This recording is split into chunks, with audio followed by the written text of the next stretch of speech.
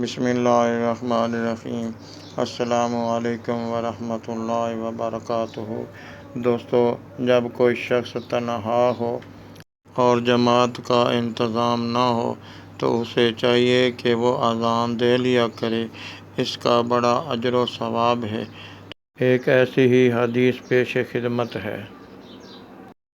حضرت عبداللہ بن عبد الرحمن انصاری سے ابو سعید خدری نے کہا کہ تو بکریوں کو اور جنگل کو دوست رکھتا ہے، تو جب جنگل میں ہو اپنی بکریوں میں اذان دے نماز کی بلند آواز سے، کیونکہ نہیں پہنچتی آواز مؤذن کی نہ جن کو، نہ آدمی کو اور نہ کسی شے کو، مگر وہ گواہ ہوتا ہے اس کا قیامت کے روز۔ کہا ابو سعید نے، سنا میں نے اس کو رسول اللہ صلی اللہ علیہ وآلہ وسلم سے۔